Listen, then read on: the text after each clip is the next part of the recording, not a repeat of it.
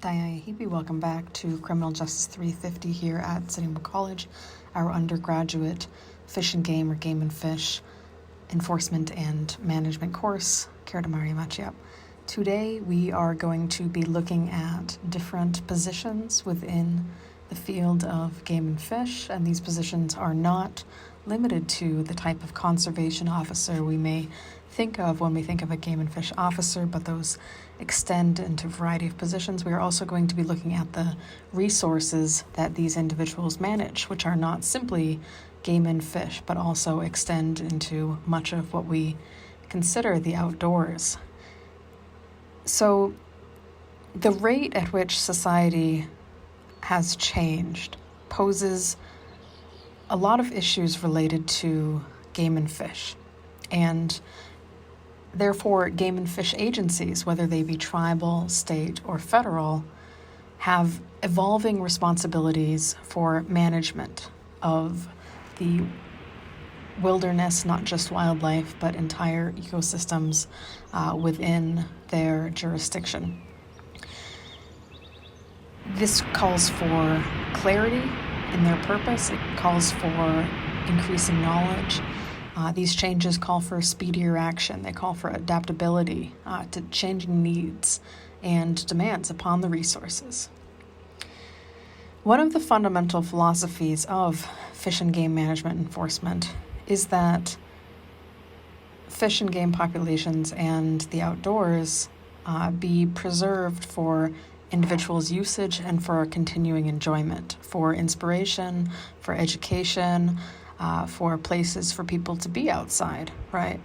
And this idea that whether it be a state park or a tribal lands area or a national park, that those type of resources or a riverbank or whatnot, where there is public access, those resources are owned by the people in some sense, all of whom have equal rights to enjoy them, that they're needed by the people, that they're a basic relief to many people, and that progress and processes of sort of present day tribes or states or the U.S. federal government create even more of a need in these parks.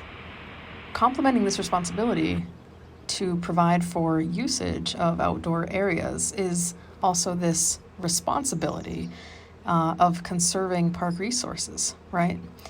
As you have more and more individuals who are trying to, let's say, fish in the Missouri River, or let's say go for walks on certain tribal lands, there are new problems in providing services for them, right?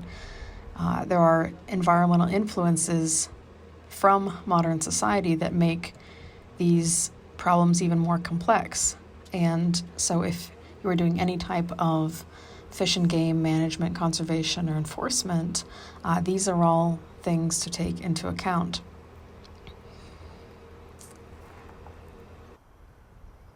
For those of you interested in going into the U.S. National Park System, the purpose of the U.S. National Park System is to promote and regulate use of the national parks, consistent with the purpose of the system, which is to conserve the scenery and the natural, historical objects and the wildlife, the resources of the system, and to provide for the enjoyment of the same in such manner and by such means as will leave them unimpaired for future generations. And that came out of an act in 1916 related to the mission of the National Parks Service. In order to accomplish that type of mission, whether it be for the Park Service or whether it be for tribes for tribal land or states for state land, if they have similar missions or goals, they need to basically manage or conserve resources, right? And those need to be managed and conserved for what we say is non-consumptive use, so not being necessarily consumed, and for enjoyment by people to do that basically in a way that those resources are perpetuated, unimpaired for forever, for all time. That mission is probably actually not a contradiction. In creating the national park system, for example, Congress presupposed that there was an allocation of resources to the accommodation of visitors.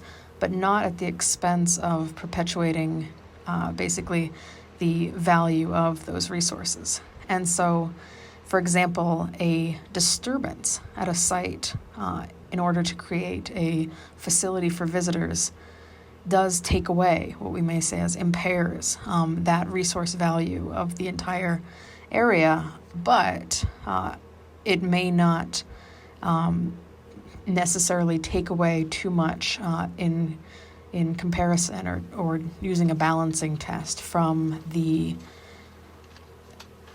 what the goal of the conservation is.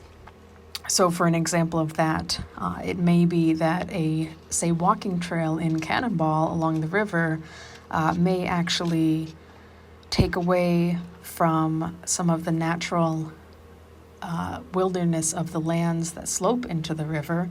There might need to be a trail built, for example, and more people may use the trail, but maybe there is a larger good in having that trail. Maybe it exposes people to the outdoors and to nature, and then maybe people take more steps to enjoy nature, to protect nature, or begin to get involved in other ways. And so there is really that balancing test, whether it's at a tribal level, state level, or at a federal level. I want to note that resource protection is one important management technique, but it's not necessarily a substitute for management. The protection concept, when applied to inanimate objects, such as rock faces, may be entirely appropriate if preservation of the actual, let's say, the rock face is itself the objective. In that context, the resource in question may be irreplaceable. It may be what we might consider an artifact. However, biotic resources, and we'll talk about biotic resources in a second, or in a bit this class, and certain natural phenomena are not necessarily static, right? They're not as immobile as, or unchanging maybe, as that rock face. They can't be preserved, for example, in a museum even necessarily, and maybe you wouldn't want them to be. Each living thing, so these are these biotic resources, plant or animal, including even the largest of trees, including the biggest fish in the Missouri, will eventually probably die, right? Or they will die if they're a living thing. And all efforts that you take to preserve them through protection will be frustrated maybe at that point. There are certain living resources, plants and animals, that make up the landscape. They make up the shores of the Missouri River. They make up the Grand Canyon. They make up the Badlands. They make up the geysers within Yellowstone. They make up different caves, right? And they're manifestations of this very dynamic natural process. This isn't simply something that you can put in a museum and protect in that way. The objective of management is to perpetuate these type of phenomena, right? To make sure that they are able to, or make sure that people are able to coexist sort of peacefully or, in keeping with the protection of these phenomena through maintenance of certain processes that have generated, sort of created and sustained these pieces of nature to this point, okay? So what that means is basically if you were to try to keep the Missouri River shores in the condition that they'd been in, that isn't necessarily a process where you can just throw up your hands and say, I'll let nature take care of itself, because what might happen is you might start to accumulate a lot of trash, right, along the shore side. You might start to have individuals who chip away at the shore side, or you might have individuals who change the shape of the river, and so that shore side is eroded and the fish beds become gone. And when that happens, and when the environment is affected in that way, you have this shift, and it's almost as though you can never recover that particular natural phenomena. You can never recover that rock face if, a bunch of people climb up it every day, right? I mean, there are different things which, if there aren't active efforts taken to protect them, may very well, especially if they're living things, they will die off, right? And if they're ecosystems made up of living things, they have to be protected from wanton destruction if you'd like to see them continue. It's important to preserve the forces that generate and sustain those resources. And it's more important to do that probably than to try to protect the resource only itself. And what I mean by that is, if you're trying to protect a species of animals, okay? Let's say you are looking at the black-footed ferret, which are home here on Standing Rock. It's not simply a matter of trying to protect, let's say there are 30, I think that might even be high, let's say there are 20 ferrets, so 10 breeding pairs maybe of these black-footed ferrets on Standing Rock. If you're trying to protect them, yes, you might be trying to protect each one of those ferrets, but what you're really trying to protect is the ecosystem which allows for those ferrets. And if there's something that has been leading to a decline in that ferret population, then you're trying to reestablish the original ecosystem that might have led to the black-footed ferret population numbers being larger, if that was a thing. And so there is some manipulation of these different processes in order to ensure this protection, whatever fills the need. It's not a single technique. There might be situations where the only management required is going to be the protection of those processes from modification or from external influence. We're going to be talking a lot about external influence in this class, and what that basically means is outside factors coming in and changing, let's say, a landscape. Because if that happens, then it may change the ability for certain animals to move across that landscape. It may change the ability for water to be found if irrigation is dug in, right? There are different changes that can be made to a landscape, which are part of these changes to the ecosystem. And it might be not completely intuitive, but if you're tasked with wildlife conservation and protection, if you are a game and fish officer and you need to ensure the fish population is not being decimated or whatever else along those lines, then it might be actually work related to other parts of that ecosystem which have an effect on the populations you are protecting and on the ecosystem you're protecting. So what is resource management?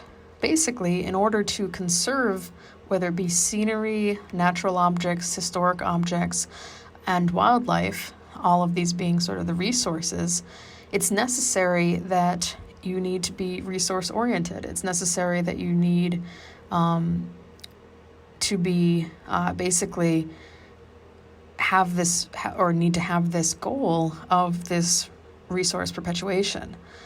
And that could mean resource use, and it could also mean basically allowing for other regulations to protect that resource, all right? And so management is generally an activity that is directed towards achieving or maintaining a desired condition. So you're trying to achieve or maintain the ecosystem in the area or the park or, whatever your jurisdiction is in accordance with whatever the documented plan in the area is. So that might come out of Standing Rock EPA, for example, in order to basically accomplish that purpose for the area. So it might come out of the state environmental office or game and fish office or the Federal Wildlife Service or EPA. Whichever system is creating that plan or pushing forward that legislation to protect certain species, etc. It may also involve, and you might be part of making that plan, I should note that, because this is not a one position field. This is a multi-position field, and some of those positions are people who are doing the types of planning work to make sure that there are adequate populations that are maintained, etc. And so that might involve also, the management might also involve sort of some active manipulation of ecological processes. And you might think in your head like, well, that doesn't sound right. I don't think we should be messing with nature. But this might be in protection or modification, for example, from outside influences, from what we're going to call external influences.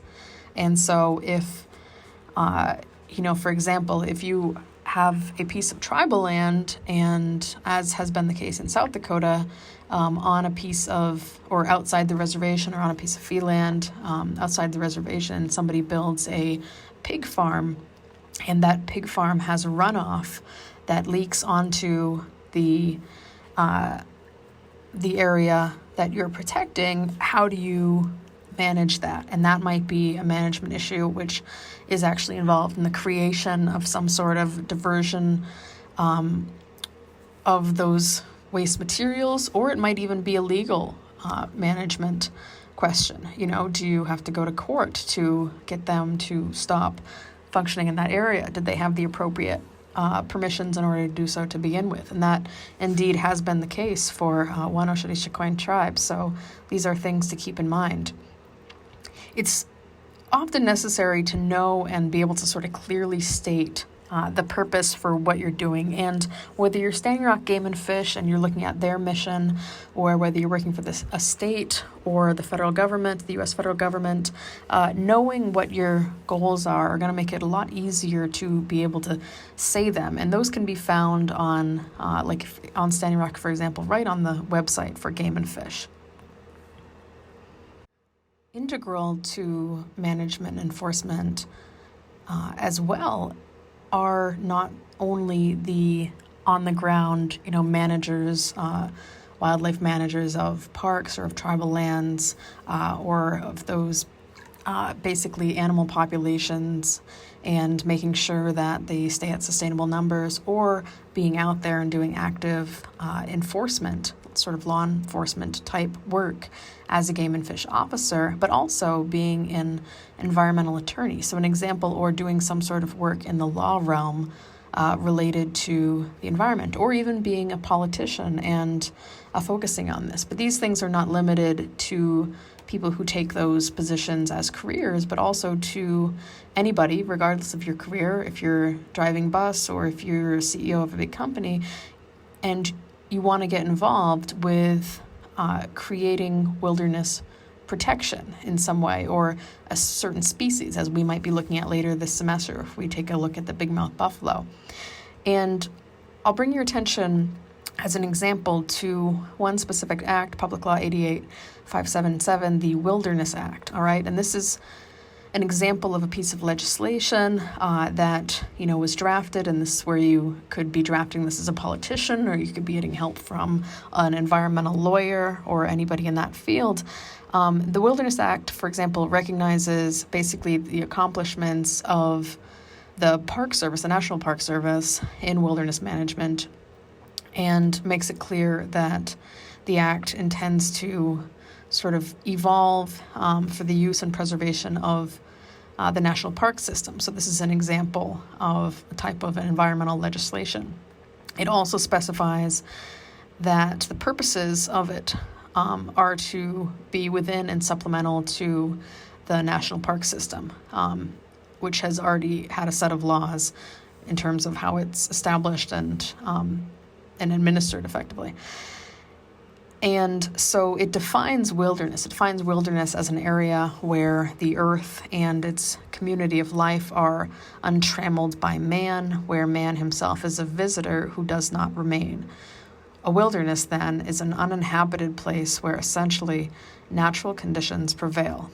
And I think that's kind of an interesting definition, and one to carry with you for this semester. And you can agree or disagree with it, but it's how this act defines it. It goes on to say that wilderness is further defined or explained to mean, for purposes of the Wilderness Act, to be an area of undeveloped federal land retaining its primeval character and influence without permanent improvements or human habitations, which is protected and managed so as to preserve its natural conditions. In specific, it looks at areas which meet 3 criteria, which appear to have been affected primarily by the forces of nature and where the influences of man are minimal, provides outstanding opportunities for solitude or a primitive and unconfined type of outdoor experience, and 3, actually there's 4, I should say. 3 has at least 5,000 contiguous acres of land or is of such size, less than 5,000 acres, as to make it practicable for preservation and unimpaired use as wilderness, and 4 may also contain ecological, geological, or other features of scientific, educational, scenic, or historical value. And so when you're looking at the national park system, as this act kind of denotes, these are the type of areas that are being tried to preserve as wilderness. And so that's something that I think many of us have seen on maps or have even been through areas which are national parks or state parks or national forests, etc., and just recognizing that it's intentional that they be areas which are large, as we see, which are you're able to have a certain kind of solitude or unconfined outdoor experience, that's actually codified within this act, opportunities for solitude or a primitive or unconfined type of outdoor experience, and which has been minimally affected by the influences of man. And then also which may contain objects of or places of historical, ecological, geological value, educational value, scientific value, scenic value, everything like that. And so it notes that within this Wilderness Act, I should say, it notes that the National Wilderness Preservation System consists of wilderness areas on federal land, which will then be designated by the Wilderness Act, and wilderness areas on federal lands designated by Congress, and seeks to basically, achieve these 3 objectives. The objectives being use and enjoyment without loss of wilderness values for future use, to perpetuate the wilderness character of the areas concerned, and to gather and disseminate information concerning use and enjoyment of wilderness areas. And so this is just one example act, but you see within this act some of the thinking that goes into the protection of these ecosystems, which it's denoting as sort of these wilderness areas within this act. And that can be true whether you're the federal government, as in this case, or whether you're operating on a state level, or whether you're operating on a tribal level. In any of those situations, there might be the desire to create legislation to protect certain pieces of land or areas. So before we get on to looking at specific positions and then going through these types of resources again, let me talk more generally about these natural areas. And this is the natural areas, whether we're looking at it through the U.S. park system, as in this case, or in the previous Wilderness Act, or through a tribal system or through a state system, whatever the jurisdiction may be, even a town park, city park, wherever you're at.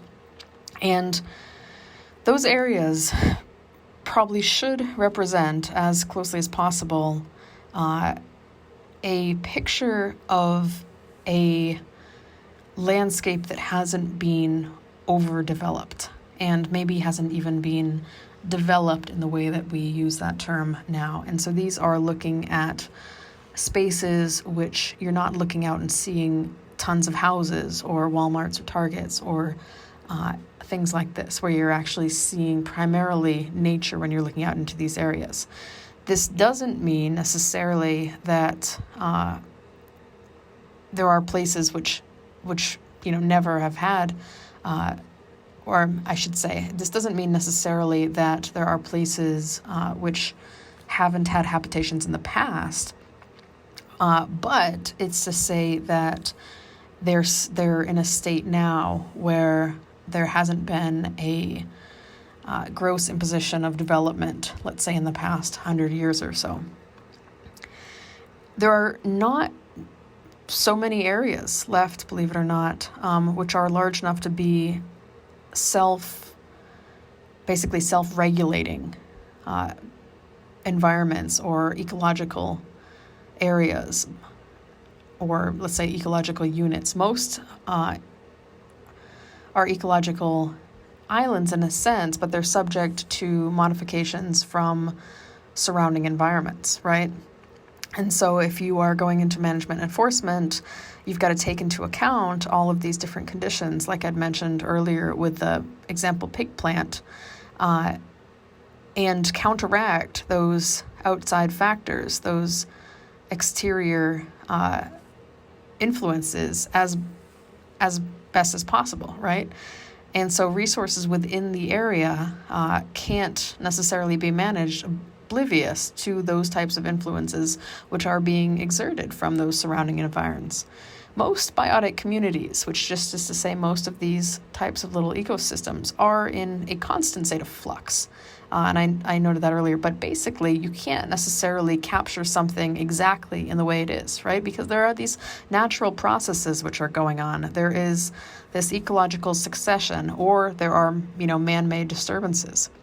When you have natural conditions, you might have a slower rate of change. However, man-made conditions changes can really accelerate that. And those can be changes which are located within the proximity of the area, or they can be changes which are more U.S. national or even global, right? If you think of certain changes in air quality, if you think of certain temperature changes, these might be affected by man-made or affected by humans on a global scale, and they might have effects on the environments of the area that you are tasked with looking after. And so you have to be aware of those influences, right? It's not usually desirable to interfere with natural succession, except when basically you're trying to, let's say, protect a species from extinction. You're trying to manage something in a way that stabilizes its kind of climate at a certain point.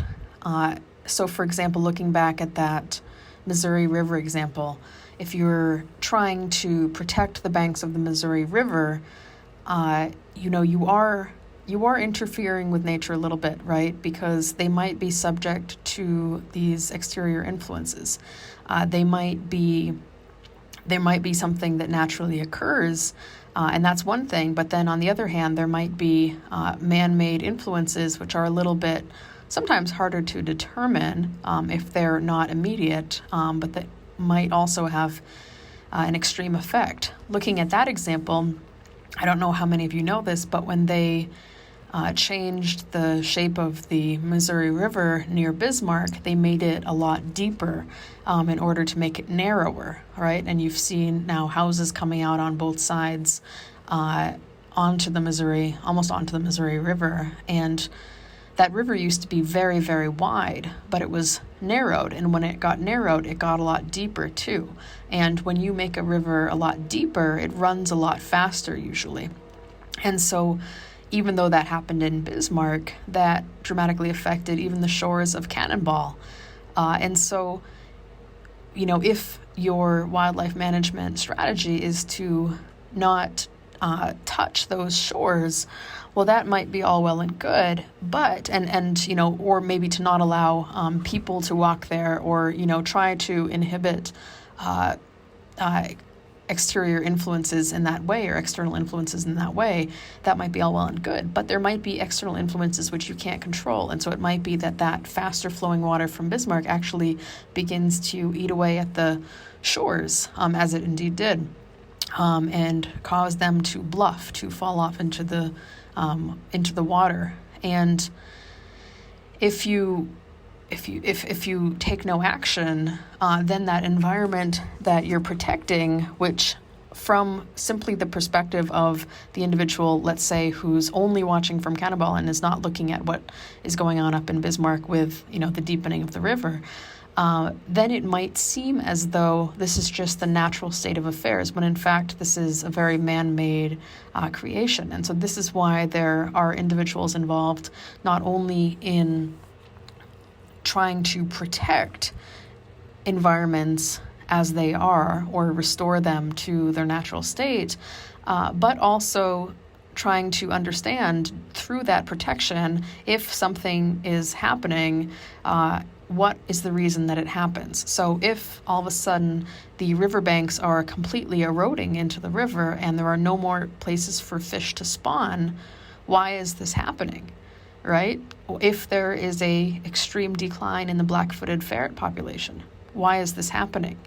And the answers to those questions are in this field. They are in this field of management enforcement. And it's not as simple as being able to, sit at one's desk and wait to get a phone call that says either, like seen a coyote in town or a cougar in town or something, or, so-and-so's dog's loose in Selfridge or whatever, right? It's not as simple as waiting to get that phone call. It's an active set of basically management techniques that should be occurring during those, what you might consider downtime.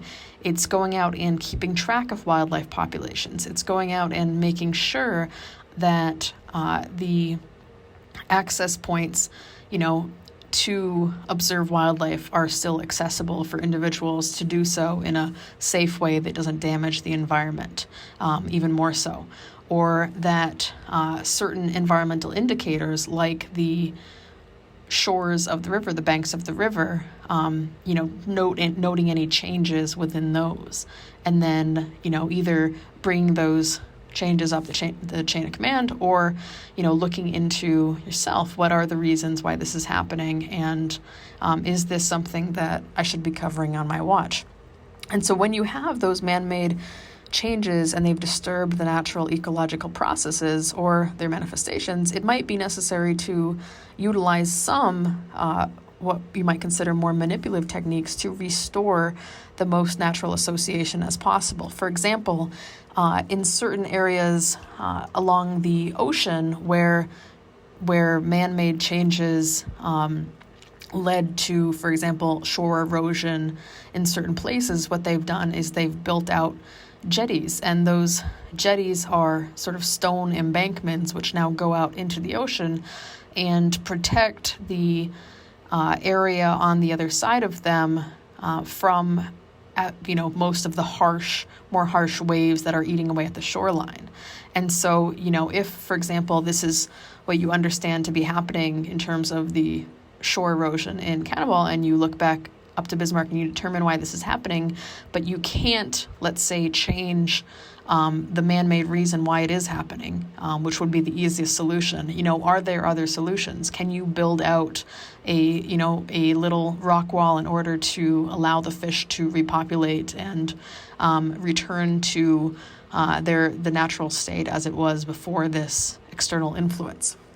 And so those are all things to consider, and this is why these positions are really fundamental to protecting the environment as we think it is today, right? And I say as we think it is because I think that many people have an idea that there are broad swaths of land still in natural condition in the United States, for example, and that simply isn't the case. I'll get into that more in a second, and we'll talk about different positions within game and fish, and then also look at resources again.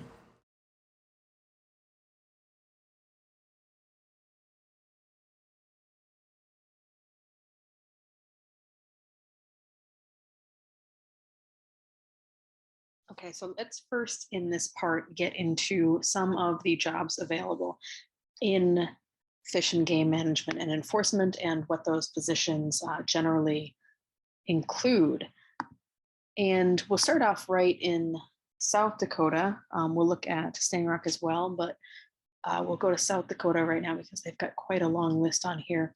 But you'll see that they note there's park manager positions, there are park naturalist positions, park naturalist being those individuals who provide nature education courses and workshops by designing and producing interpretive exhibits and displays. Those will be the individuals who you see giving guided tours sometimes. They also assist with recruiting and training volunteers to help develop presentations and conduct workshops. You've got conservation technicians who help maintain park facilities, grounds, campgrounds, roads and trails, equipment management, as well as vehicle management. They're doing certain records. And so it's conservation of the actual park system, not simply and not specifically the resources within the park. But then you get into the wildlife side of it, which is looking at those wildlife resources. And you have wildlife and fisheries biologist positions. There are some positions like that within the tribe, and then also in neighboring areas like Mobridge. And you've got a wildlife damage specialist. Those individuals actually look at controlling and preventing depredation of livestock or damage to crops. And so it gets into the ranching side of things. You've got conservation technicians who work on a variety of wildlife resources management, including spawning and stocking of fish, preventing other depredation, timber harvesting, spraying certain weeds, what are known as noxious weeds, invasive weeds that end up destroying areas. And then you even have accountants, right? You have public relations and communications. You've got conservation officers, park rangers, engineers, GIS, mappers, mapping services. You've got habitat specialists, people who deal with sort of the human dimensions of things. And you've got other outdoor educators. And that's all within the South Dakota game fishing parks. And so these are positions that are available at the state level, at the tribal level, as I mentioned, and at the U.S. federal level, and even in private businesses in different capacities. And so there are definitely a host of jobs that are boots on the ground as far as game fishing parks or wildlife management conservation. And then we mentioned that there are other agencies, like, for example, the Sierra Club, who do different wildlife protection work and hire, for example, environmental attorneys. And so environmental attorneys and other types of activism work or work for companies that are going into areas and want to make sure they have their EPA checklist completed, that they've fulfilled all the requirements of the Environmental Protection Agency or the Tribal Environmental Protection Agency. And so there are positions that are in the private sector as well. All right, so looking at some of these positions in others, or in South Dakota still, I should say, you'll note that, for example, for a conservation officer, this is the wildlife version, they are managing wildlife resources to conserve and perpetuate species. They're also providing recreational resources for the public, and they're helping control depredation. Depredation means basically destruction, and specifically almost like poaching or the taking of resources, or otherwise sort of this removal of what is being protected. They investigate wildlife deaths, things like that. They manage fisheries, fishery resources to conserve, perpetuate, and introduce new species.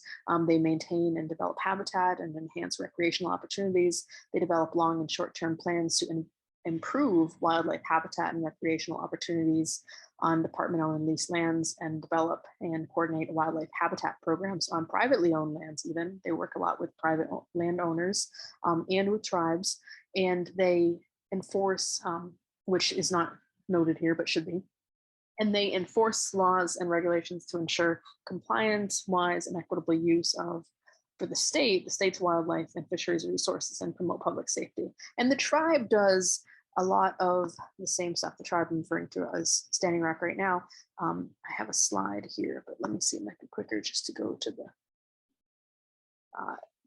if you look at the Standing Rock Game and Fish website, you can see a little bit more about what they do. And you'll note that it mentions their objectives, which are similar to other conservation objectives. They're looking to maintain fish, wildlife, and non-game species in sufficient numbers and variety to meet present and future economic, recreational, and aesthetic needs of tribal members.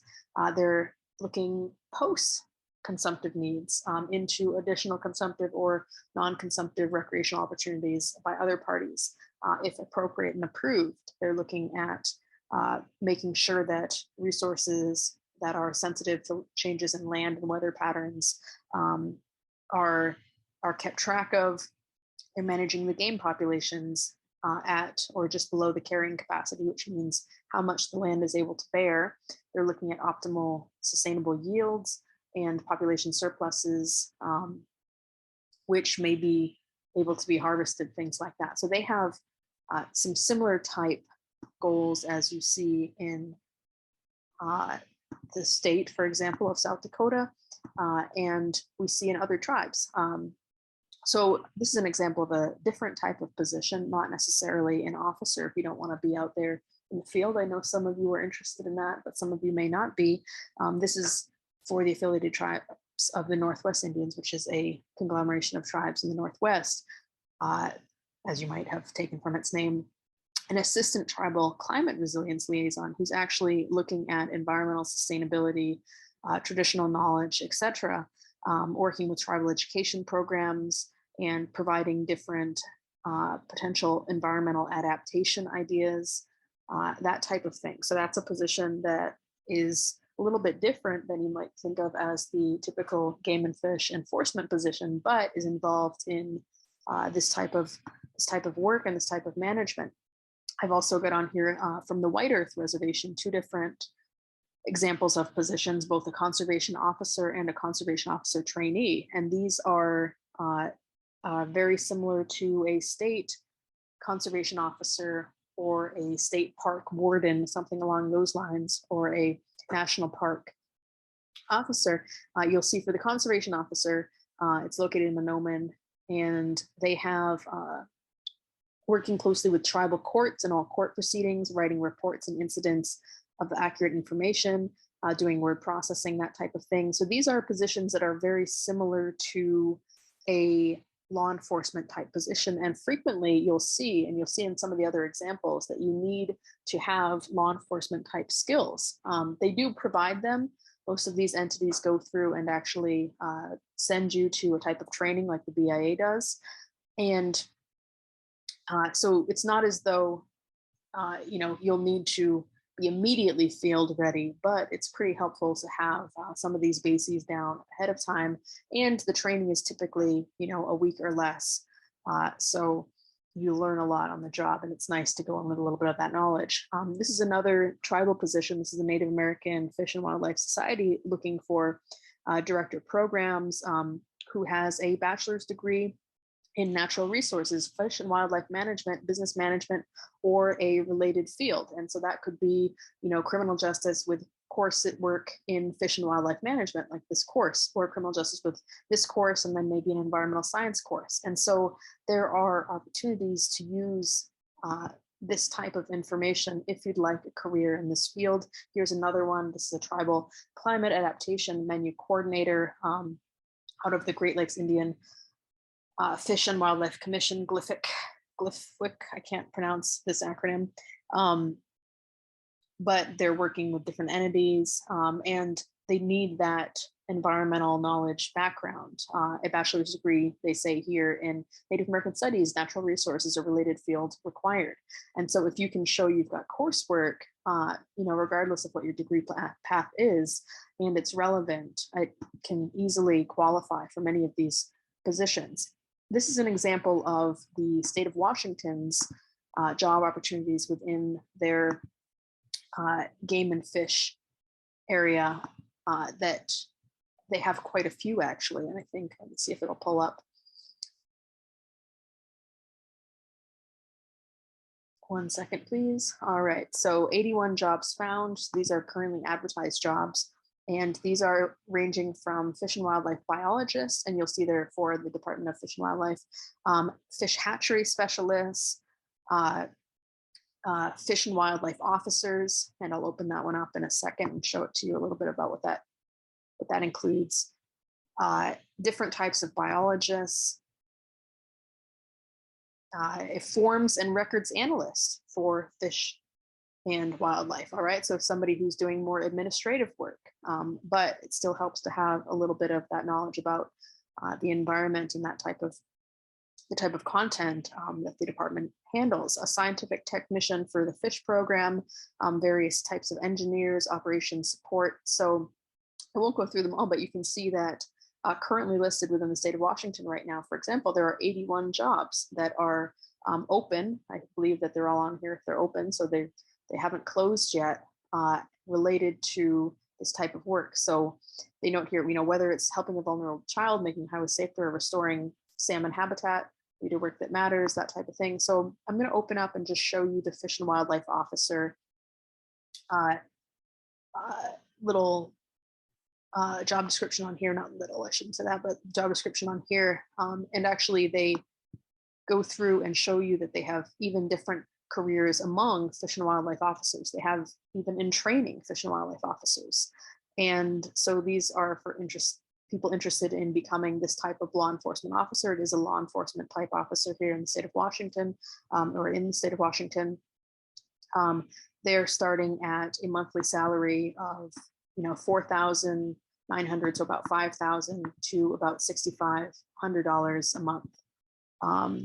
And if you do the officer 2, starting at 5,500 effectively, to around 7,200 a month. So people who are interested in doing things related to the Fish and Wildlife Code, enforcing forest products, boating laws, and other laws of the state, executing and serving criminal processes related to enforcement activities, and also getting the chance to do some defensive tactics, some firearms instruction, undercover operations, being a bear dog handler, being part of their scuba team, etc.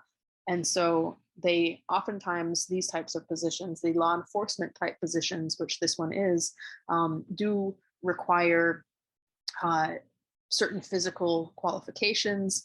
And you'll note here that they oftentimes require some sort of college work as well. This is an example of a state position. You'll note in the federal system, you might be able to bump up a level. They call them, a G5, G6, etc.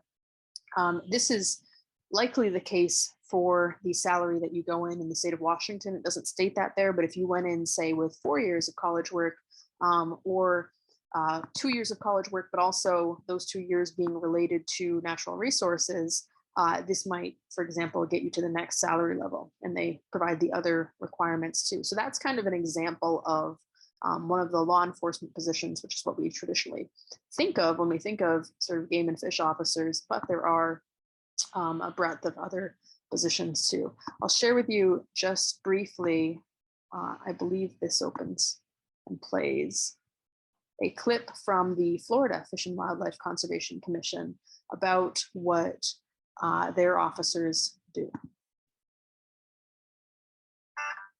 Florida is a place like no other, with beautiful natural land. Actually, you know what? For the sake of those of you watching this video, I'll just point you to this link. You can find this at myfwc.com/get-involved/employment/law-enforcement, or you can probably just look on YouTube for FWC Division of Law Enforcement, and you can see a little 5-minute, 6-minute video on what it means to be a Fish and Wildlife Conservation Commission enforcement officer within the state of Florida.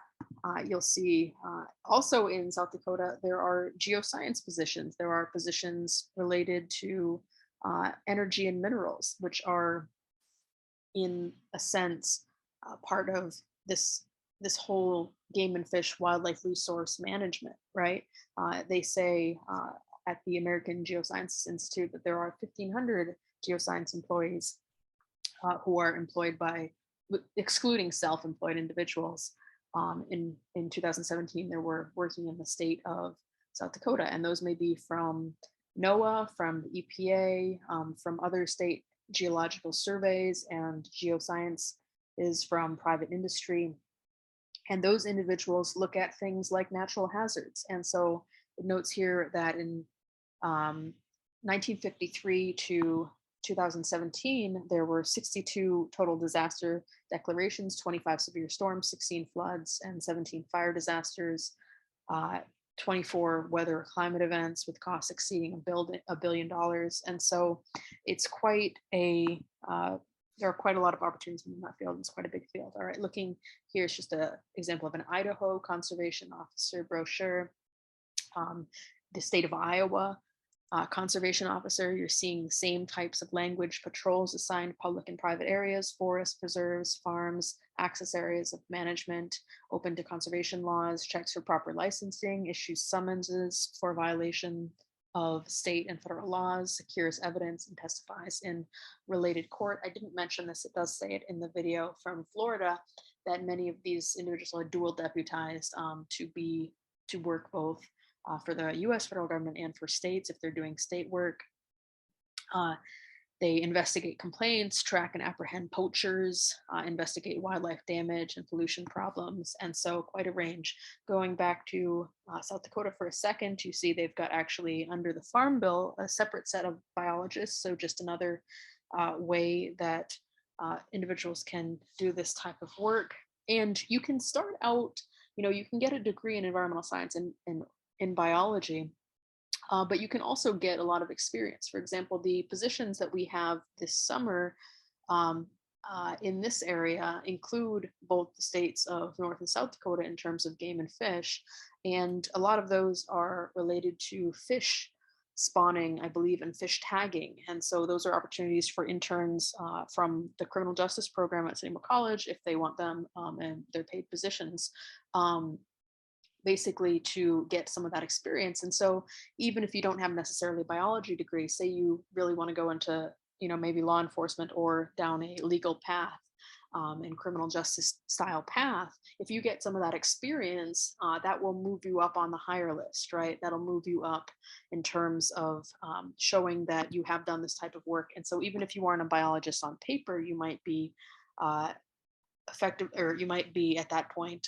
due to your experience, a functioning biologist. And so that's another potential there. This is the state of New Hampshire, talking about their fish and game department and the different types of skills they look for. They note that there are non-game wildlife biologists, there are habitat biologists, there are marine biologists, different conservation officers, public affairs staff, engineers and construction staff, and business specialists.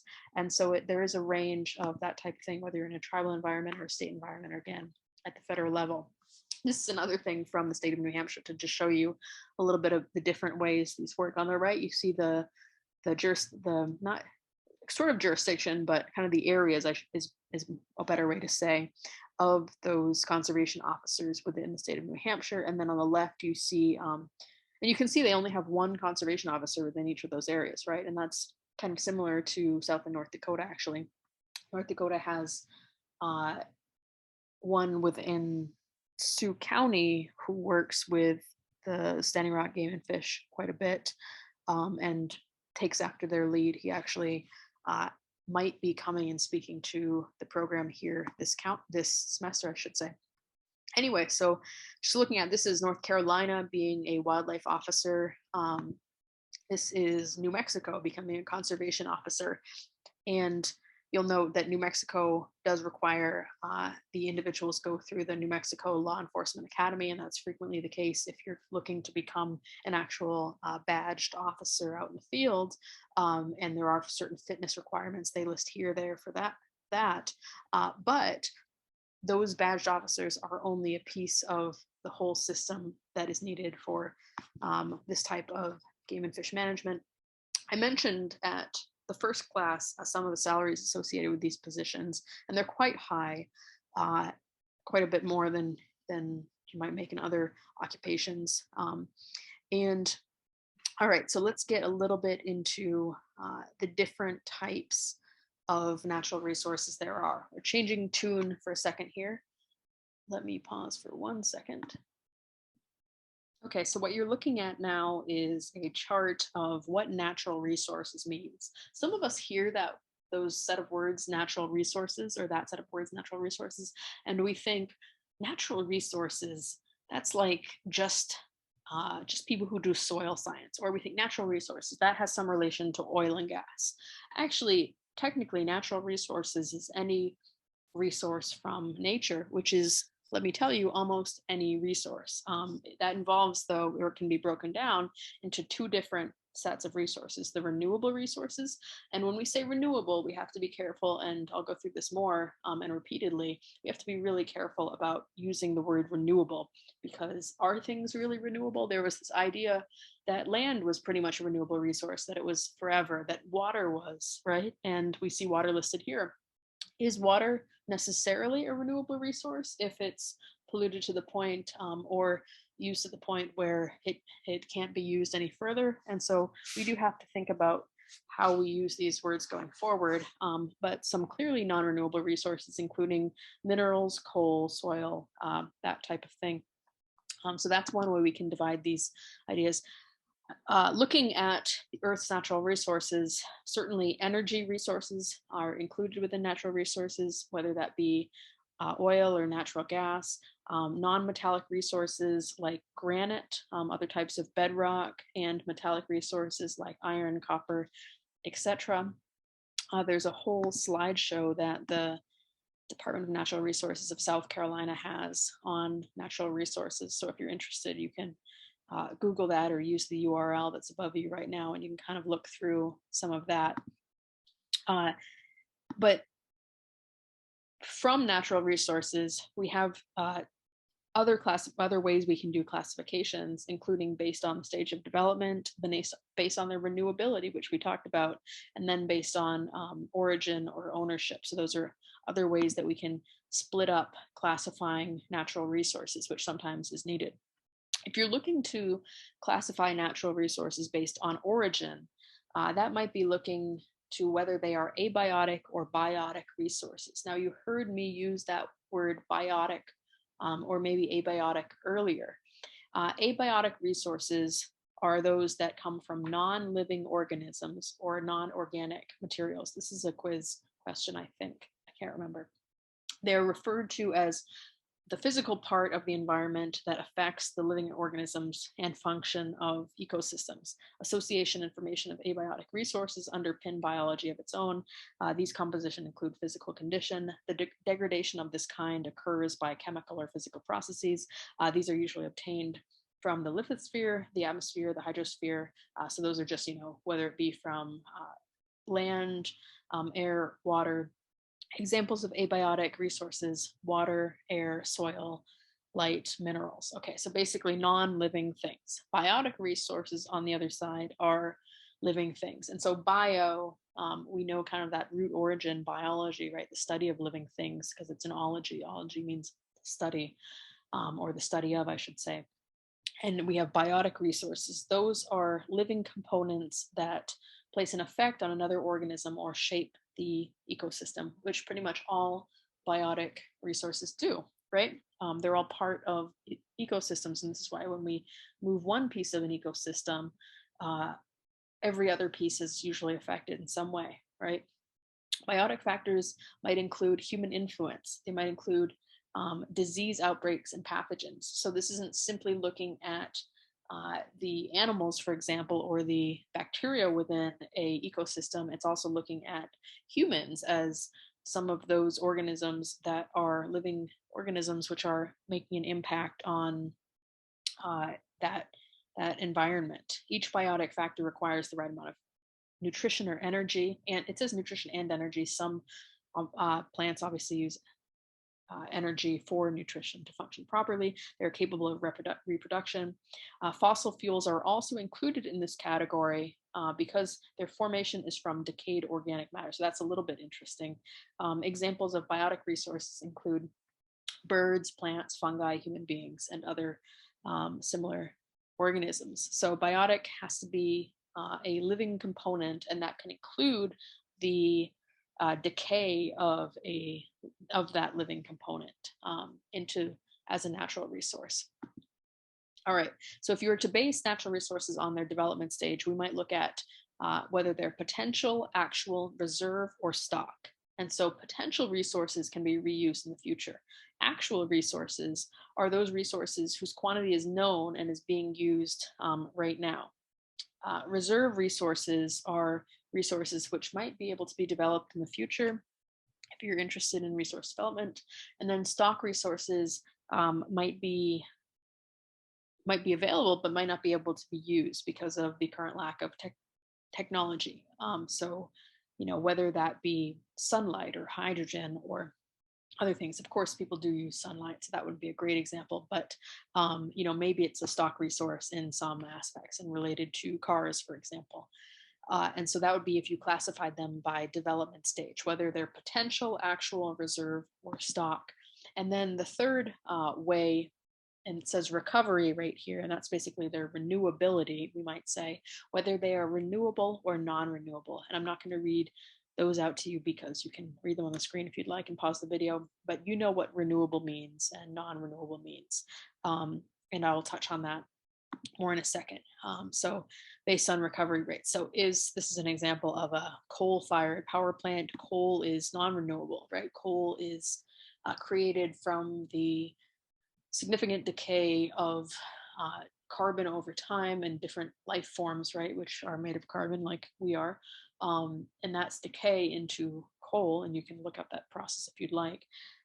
And once it's mined out of the earth, it's not automatically regenerated, right? It's the only way it exists is having been subject to millennia of pressure and pushed down into the earth. And so if it's burned, it turns into a different form, and that coal within the earth is never replaced, right? So that's a non-renewable resource.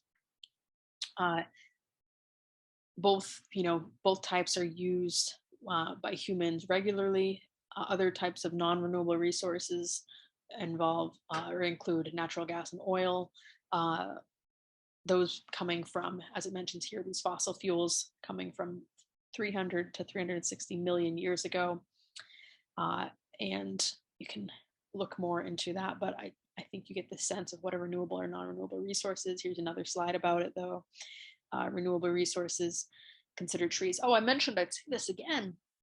So renewable resources, are they renewable? I think I've got a slide like that. Are they exhaustible or inexhaustible? And so there has been this fantasy that resources are inexhaustible, that certain resources are renewable, that water is always renewable, that trees are renewable, that fresh water, soil, living organisms, air, clean air is renewable. And I pose that to you as a question because what have we seen? Have we seen that those things can easily be renewed, or have we seen that the constant degradation of those things might lead to them being unable to be used? And so if you're living in Navajo Nation and you remember some of the water issues that had to do with one of the mines there that flooded poisonous chemicals into certain riverways and waterways, that water became non-renewable, right?